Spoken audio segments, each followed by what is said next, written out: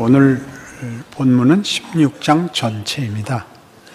편의상 17절부터 읽었고 그 앞에는 이제 여러 사람의 이름을 언급하며 사도 바울이 이 편지를 받는 로마 교회에 이 사람들을 호의적으로 소개하고 기억하고 함께 감사를 나누자고 여러 이름을 나열하고 있습니다. 이것은 마치 우리가 좋은 영화를 봤을 때 그 영화가 끝나고 불이 들어와도 안 나가고 자리에 서서 그 여운을 즐기는 장면 같습니다. 자막이 나오죠. 화면은 더 이상 영상이 아니라 그냥 자막, 제작, 감독, 주연, 조연, 그 다음에 엑스트라들, 그리고 화면에 안 나왔던 사람들이 소개됩니다. 촬영, 조명, 밥집 아줌마, 운전기사, 이런 것들이 나열되고 있습니다. 제가 써온 걸 앞부분을 읽겠습니다. 역사에도 위인과 주인공만 있는 것이 아니고 말이 안 되는 일과 기억할 필요 없는 사람들이 있고 그 모든 것으로 역사와 지금이라는 현실이 만들어집니다. 우리가 의심하거나 거부한다고 역사가 바뀌지 않듯이 우리가 하는 모든 결정과 혹은 외면이 미래를 결정합니다. 그렇다면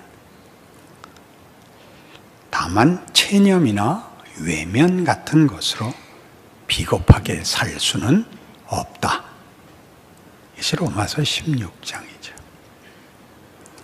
여기 나열된 사람들은 중요한 사람들이 아니고 또 뒤집어 보자면 바울이 일하는데 결정적인 순간에 한 손씩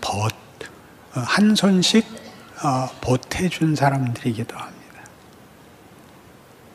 아무것도 아니고 결정적인 사람들인 것이죠. 우리는 오늘 읽은 17절에 형제들아 내가 너희를 권하노니 너희가 배운 교훈을 거슬러 분쟁을 일으키거나 거치게 하는 자들을 살피고 그들에게서 떠나라. 이런 것들을 말하자면 우리의 긍정적인 책임으로 이해하지 않습니다. 여기 나온 이런 말들은 이런 큰 그림, 로마서가 가지는 큰 그림, 가장 중요한 접속사가 3장 21절에 있는 그러나였습니다. 예수 안에서의 구원, 인간이 자초한 파멸과 예수 그리스도 안에서의 구원, 그러나 인류의 운명을 바꾼 3장 21절이 있다면 12장 1절에 그러므로가 있습니다. 그 그러므로는 외워두고 잊지 않아야 될 그러므로입니다. 한번 찾아보시죠. 로마서 12장 1절 그러므로 형제들아 내가 하나님의 모든 자비하심으로 너희를 권하노니 너희 몸을 하나님이 기뻐하시는 거룩한 산제물로 드리라. 이는 너희가 드릴 영적 예배니라. 자비하심으로 권하는 넉넉한 관용과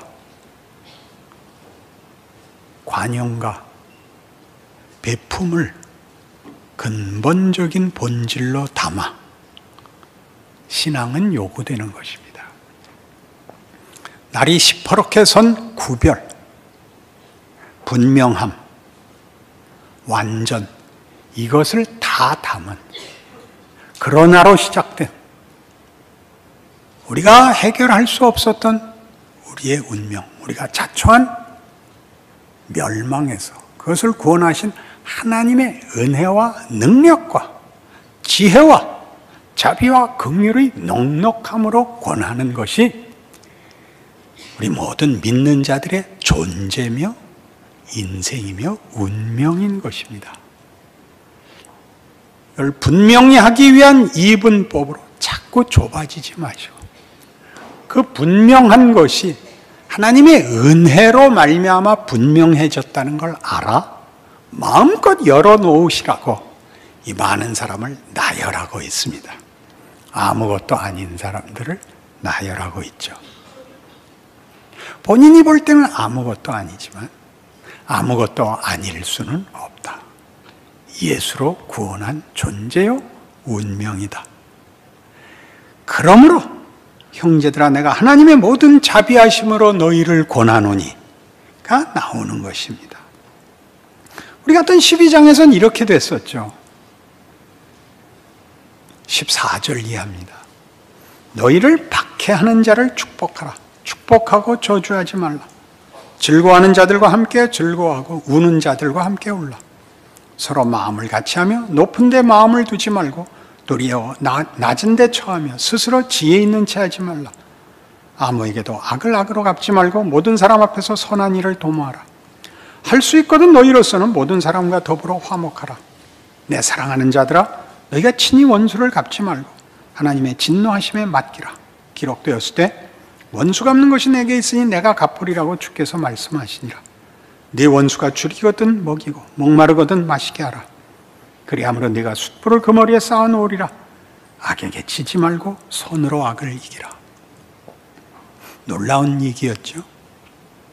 악을 제거하는 것, 심판하는 것, 징벌하는 것이 우리의 가장 중요한 책임이 아니라 거기에 시험받지 말고 그 싸움하지 말고 우리만이 할 수 있는 선한 역할을 하랍니다.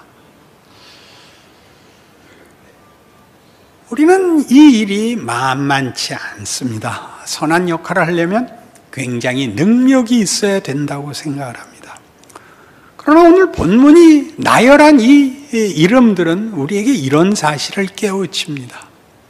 우리 잘 아는 예를 들어서 벤허죠. 벤허라는 영화. 물론 주인공은 당연히 벤허입니다. 벤허 혼자 나오면 영화가 성립이 안 되고 스토리를 담아낼 방법이 없습니다. 상대역이 있어야 됩니다. 악역, 메살라. 따지고 보면 벤허는 메살라가 죽은 다음부터는 재미없습니다. 그 뒤는 설교가 되거든요.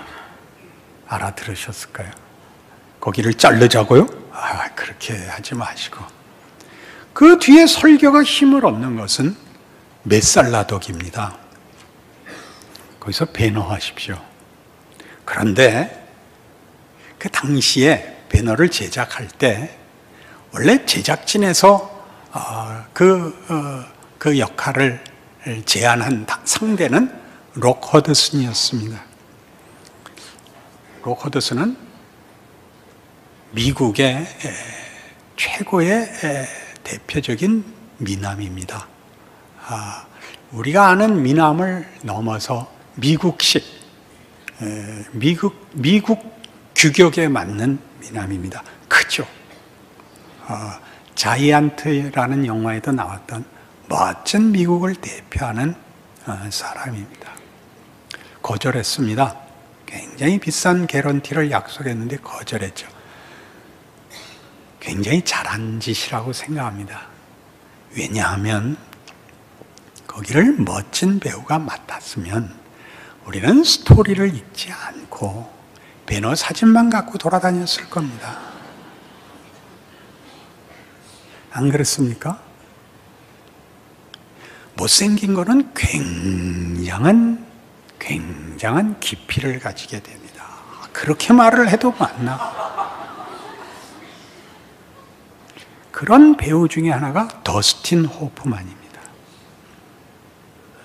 아시죠? 모간 프리만이죠. 못생겨서 사람들이 그 사람을 기억하지 않고 그의 연기에 몰입됩니다. 그러니 찰턴 헤스턴이 배너를 맡은 것은 거의 예정의 수준인 것입니다. 그 사람만큼 스토리를 잘 담아낼 수 있는 사람은 없습니다. 왜요? 고운 모양도 없고 풍채도 없었으니까요. 여러분 자신의 조건에 대하여 불만하지 마십시오. 하나님 뭘 담는가의 문제입니다. 욥기 할 때 인용했던 이런 시가 있습니다. 밤은 1000개의 눈을 가진다. 낮은 하나의 눈을 가질 뿐이다. 왜요? 낮엔 보이는 것이죠. 보이는 것이 전부죠. 형체를 보는 것이고, 밤엔 상상을 하는 것입니다. 분명해야 메시지를 담는다고요? 그렇지 않습니다. 하나님 손 안에 있는 신비입니다. 또한 비노에는 수많은 엑스트라가 있습니다. 조역에도 못 올라오는 대표적인 그 엑스트라는 베너가 잡혀 노예 손으로 끌려가던 길에 간수에게 지시된 저놈은 모질게 다뤄라 때문에 고생을 하고 맨발에 부르토 입이 허옇게 말라 광야길을 걷다 우물을 만납니다. 물 한 잔씩 먹여라. 단 저놈은 주지 마라. 얘 죽어나는데 예수님이 등장하죠. 뒷모습만 보입니다. 물 한 바가지 담아주죠. 그걸 먹으려는데 간수 와서 걷어차고 그놈은 주지 말래니까 라고 고함칩니다. 뒷모습으로 보이는 예수님이 일어서시고 쳐다보십니다. 그 간수의 표정을 기억하십니까? 눈부신 듯, 부끄러운 듯, 녹아들듯 뒷걸음치고 고개를 떨구던 모습 말입니다. 그걸 기억 못하면 여러분 아직 베노의 비읍도 입문하지 못한 것입니다. 그것들이 영화를 만드는 거죠. 살을 찌우고 깊이를 만들고 정황을 만들어 베노의 승리와 결국이 무엇을 담아내는지 옆에서 효과를 한 손을 보태는 것입니다. 그러니 베노가 끝나면 자막에 다 나오죠. 베노의 찰턴 헤스턴 메살라의 메살라가 누구였나요? 쭉 나오죠. 간수의 누구, 뒷모습만 나온 예수님의 역할은 누구, 이렇게 다 나오는 겁니다. 우리 인생이 문득 예수님의 뒷모습일 수 있다는 걸 아시겠습니까? 안 믿어지시는 표정들을 하시니까 이사야 53장에 갑니다.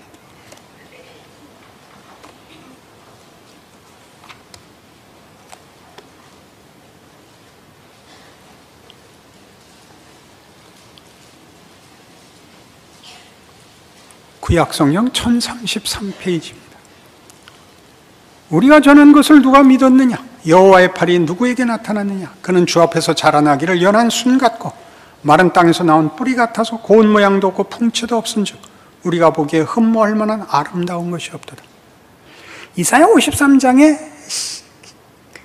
그 깊이는 메시아가 와서 어떤 고난을 받을 것인가에 관한 예언입니다. 정확히 이 예언이 다 맞아떨어지죠. 예수 그리스도가 누구신가? 누가 보냈는가? 어떤 약속의 성취인가? 인류에게 어떤 운명을 만들었는가를 신적 의지와 약속으로 확인시킵니다. 내용은 자주 놓칩니다. 그의 고난은 어떤 내용을 가지는가? 하나님이 우리에게 어떤 하나님인가를 보입니다. 신약적 표현으로는 빌립보서 2장 5절에서 9절까지의 내용입니다. 그러나 구약에서는 이쪽을 강조하는데 강조하는 쪽이란 뭐냐? 인류 모두가 처한 상황까지 온다입니다.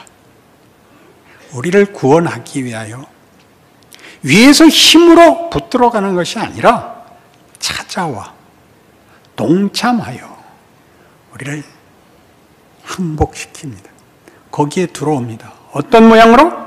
연한 순 같고 마른 땅에서 나온 뿌리 같아. 고운 모양도 풍채도 없어. 흠모할 것이 없는 모습으로. 하나님의 일하심의 구체성, 인류 모두를 품는 넓이가 여기 증언됩니다. 여러분들이 가지는 억울함, 열등감, 자책, 자폭, 그 자리까지 오십니다. 예수가. 여러분은 예외이고 자격이 없다고 생각하는 것만큼 성육신을 이해 못하는 것은 없습니다. 기독교 신앙은 예수 그리스도라는 것을 그 대표적 신앙 고백의 주인으로 고백하고 있습니다. 구약 유대주의에서도 유일하신 여호와 하나님, 기독교에서도 유일하신 여호와 하나님을 믿는데 왜 신약에 와서는 그것이 기독교, 그리스도교가 됐을까? 하나님을 믿는다는 표현이 왜 예수를 믿는다로 바뀌었을까? 하나님의 자기 설명의 구체성을 언급하는 것입니다.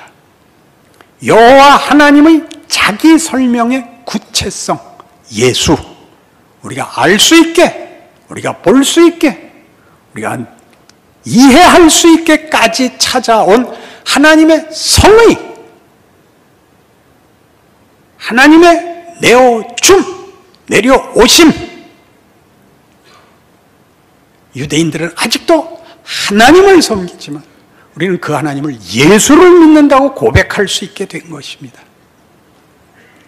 그 하나님의 구체적 통치, 그 은혜의 내려오심을 말이죠. 그걸 갖고 있죠. 그 내려오심과 그 찾아오심, 하나님의 자신의 설명은, 자신의 자랑은 우리 모두를 품는 데 있습니다. 우리 중엔 어느 누구도 예외 없이 그 은혜와 부르심의 품 안에 있다는 것을 보여주는 것이 성육신이죠. 33년을 삽니다. 인간이라면 누구나 겪는 시간과 공간과 이웃과 정치, 사회, 개성 속에 묶입니다. 나는 억울해에 묶이십니다. 그가 공생애 속에서 이 세상이 만들 수 없는 초월적인 힘을, 전능자의 권력을, 그 지위를, 그 영광을 문득 나타내시지만 자신의 인생을 면제받기 위하여 사용하시지 않습니다. 배신을 당하고 오해를 받고 욕설과 수치와 고난 속에서 죽으십니다. 죽음의 자리, 배신의 자리까지 그리스도 안에서 하나님이 다 품어내는 것, 그것이 성육신입니다. 그리고 예수를 믿는 자들이 나는 억울해, 나는 외면당한 것 같아, 나는 아닌 것 같아는 얼마나 무지한 말인지 모릅니다. 더 읽어볼까요? 그는 멸시를 받아 사람들에게 버림받았으며 간고를 많이 겪었으며 질고를 하는 자라. 마치 사람들이 그에게서 얼굴을 가리우는 것 같이 멸시를 당하였고 우리도 그를 귀히 여기지 아니하였도다. 여러분, 누구와 얘기할 때 제일 많이 하시는 얘기 이거여야 됩니다. 정답 말고. 너 그래봤자 소용없잖아. 네가 견뎌야 돼. 그 말 하지 마시고. 난 네 고난 알아. 이게 제일 고맙죠. 너 어렵겠다. 그 말을 하셔야죠. 아무나 못하죠. 누가 내 고난을 알아만 주면, 내가 얼마나 가슴 아픈지를 이해만 해주면, 아니 한 발 더 양보해서 들어만 줘도 견딜 것 같지 않아요? 그게 성육신이라니까요. 듣기만 하신 것도 아니고 해결을 해주신 것이 아니라 거기까지 하나님이 구체적으로 품으시는 것, 성육신입니다. 우리가 무엇을 해야 되고 만족시켜야 되는 것은 명예에 관한 일입니다. 믿음에 속한 우리의 자랑이고 영광이지 조건으로는 요구되지 않습니다. 더 볼까요? 그는 실로 우리의 질고를 지고 우리의 슬픔을 당하였거늘 우리는 생각하기를 그는 징벌을 받아 하나님께 맞으며 고난을 당한다 하느라. 그가 찔림은 우리의 허물 때문이요 그가 상함은 우리의 죄악 때문이라. 그가 징계를 받음으로 우리는 평화를 누리고 그가 채찍에 맞음으로 우리는 나음을 받았다. 우리는 다 양 같아서 그릇 행하여 각기 제 길로 갔거늘 여호와께서는 우리 모두의 죄악을 그에게 담당시키셨도다.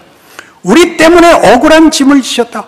우리 때문에 고난을 당하셨다. 그 정도가 아니라 우리가 받아야 되는 그 못난 자리까지 내려오셨도다. 그런 얘기입니다. 채찍에 맞을 자리까지, 비난을 받는 그 못난 자리까지, 당신이 받지 않을 비난의 자리, 우리가 늘 받는, 당연히 받을 비난의 자리까지 내려오셨었도다. 승질은 부리세요. 그거 어떻게 살살 말해요. 그 미련함과 무지함이 평생 나를 잡아 늘 억울하게 했거든요. 하나님 억울합니다. 나 진심 있는데 이게 뭡니까? 그게 제 발목을 잡았었지.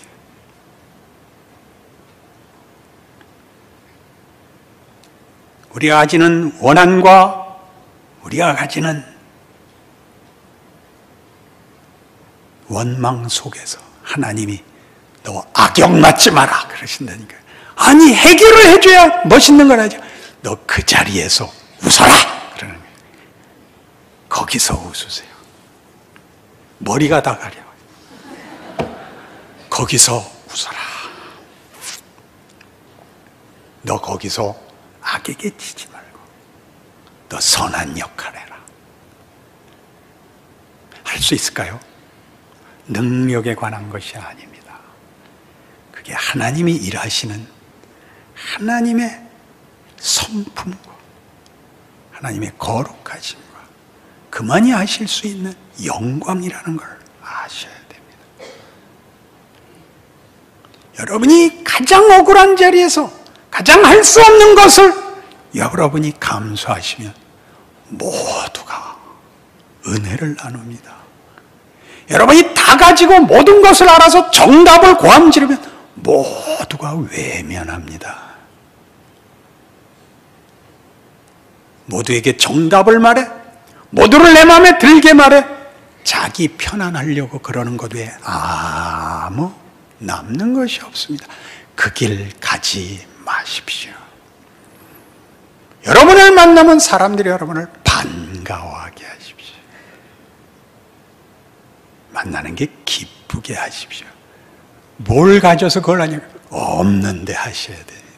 없으면서 하셔야 그게 무엇이 있습니다. 예수 그리스도의 성육신입니다. 그걸 알고 있지 않으면 신앙생활은 할 수가 없지요. 악역 아닌 악역을 맞게 되죠. 잘난 싸움이 되고 치열한 싸움에 불과하죠. 품고 일어서 지고 견디는 싸움을 할 수가 없죠. 해결을 하려면 그렇습니다. 우린 해결하지 않습니다.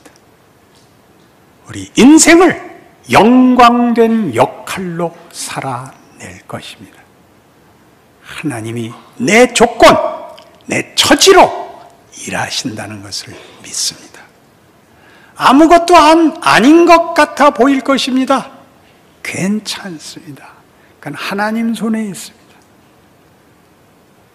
로마서 12장은 우리 1절 이후에 물론 뒤를 이어서 이런 신기한 말까지 이어집니다.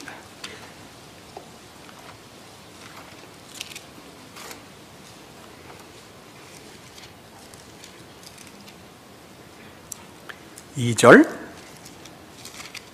너희는 이 세대를 본받지 말고 오직 마음을 새롭게 함으로 변화를 받아 하나님의 선하시고 기뻐하시고 온전하신 뜻이 무엇인지 분별하도록 하라. 세상과 하나님의 일하심은 너무나 다릅니다. 세상은 죽입니다. 죽이는 싸움을, 죽이는 요구를 하고 하나님은 살리는 요구를 합니다. 살리는 요구. 이 역할을 하십시오. 그래서 3절에 내게 주신 은혜로 말미암아 너희 각 사람에게 말하노니 마땅히 생각할 그 이상의 생각을 품지 말고 오직 하나님께서 각 사람에게 나누어 주신 믿음의 분량대로 지혜롭게 생각하라. 나서지 마라. 너 할 일 해라. 우리로서는 지금 내 역할과 내가 묶여있는 컨텍스트가 무엇을 위한 것인지 알 수가 없습니다. 늘 알 수가 없습니다. 배노, 늘 알 수가 없죠. 노예의 손을 견딘 건 신앙이 아니고 희망도 아니고 복수심이었죠. 단 하나, 복수심으로 버티는 겁니다. 죽을 수 없죠. 그땐 살아남아야 되는 것이죠. 그가 그런 우여곡절 끝에 사회적 신분과 지위를 갖고 돌아올 수 있게 될 줄 누가 알았습니까? 그땐 모릅니다. 베노에서 제일 중요한 장면, 어머니와 여동생이 잡혀갔을 때 메살라 만나 풀어달라고 얘기하고 메살라의 겁으로 자기까지 잡히고 도망쳐 나와 창 들고 대든 장면이라 그랬죠. 풀어줘, 안 풀어주면 죽일 거야. 메살라가 일어나 외쳤다 그랬죠. 찔러, 날 죽이면 네 어머니와 동생이 풀려날 수 있어? 날 찌르면 다 죽을 거야. 찔러. 찌르면 안 돼요. 왜? 영화가 끝나요. 알아먹으세요. 죽지 마세요. 그 창을 꽂으세요. 하나님이 일한다는 거 아세요? 작가가 있어요. 작가가. 주제 넘게 자기가 작가가 되지 마세요. 자기 역할을 하세요. 멋있게 하세요.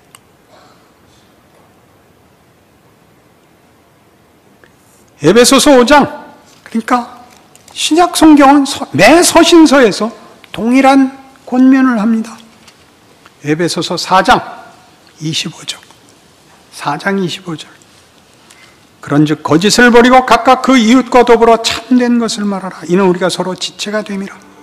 분을 내어도 죄를 짓지 말며 해가 지도록 분을 품지 말고 마귀에게 틈을 주지 말라. 도둑질하는 자는 다시 도둑질하지 말고 돌이켜 가난한 자에게 구제할 수 있도록 자기 손으로 수고하여 선한 일을 하라. 무릇 더러운 말은 너희 입 밖에도 내지 말고 오직 덕을 세우는 데 소용되는 대로 선한 말을 하여 듣는 자들에게 은혜를 끼치게 하라. 하나님의 성령을 근심하게 하지 말라. 그 안에서 너희가 구원의 날까지 인치심을 받았느니라. 너희는 모든 악독과 노함과 분냄과 떠드는 것과 비방하는 것을 모든 악의와 함께 버리고 서로 친절하게 하며 불쌍히 여기며 서로 용서하기를 하나님이 그리스도 안에서 너희를 용서하심과 같이 하라. 윤리 도덕이 아니에요. 명예로운 역할을 맡으세요. 하나님의 자기 자랑을 기억하세요. 죄인들을 참으사 자기를 내어주셔 항복시키는 하나님의 자기 자랑, 자기 영광을 기억하세요. 예수를 믿고 인생을 사는 것은 그 영광과 명예를 누리는 길이다. 기억하세요. 상대나 상황이 억울할 때 웃으세요. 침묵하세요. 양보하세요. 여러분, 평생에 다른 것으로 얻지 못했던 명예를 가지게 됩니다. 인간이란 과연 하나님의 창조물이구나 라는 걸 아시게 됩니다. 힘으로 이기면 영혼은 말라버립니다. 여러분 자신을 위해서 여러분의 인생을 자랑으로 채우기 위하여 성경의 말씀을 따르십시오. 웃음에 조롱을 담지 마십시오. 웃음에 친절과 기쁨을 담으십시오. 여러분의 존재가 비난과 두려움이 되지 마십시오. 멋있으십시오. 기도하십시다. 하나님 아버지 은혜를 감사합니다. 우리의 인생을 고함 지르지 않고 웃으며 기뻐하며 살겠습니다. 나를 만나는 사람들이 반가워하게 하겠습니다. 무엇을 해결하겠습니까마는 예수님이 걸어가신 길을 따라 내 옆에 있는 사람들, 나와 묶어준 사람들 앞에 저희는 기댈 수 있는 나무가 되고 와서 그네를 매는 나무가 되고 우리를 보면 반가워하는 인생이 되겠습니다. 그 명예를 놓치지 않는 우리 인생이 되게 하여 주시옵소서. 예수님 이름으로 기도합니다.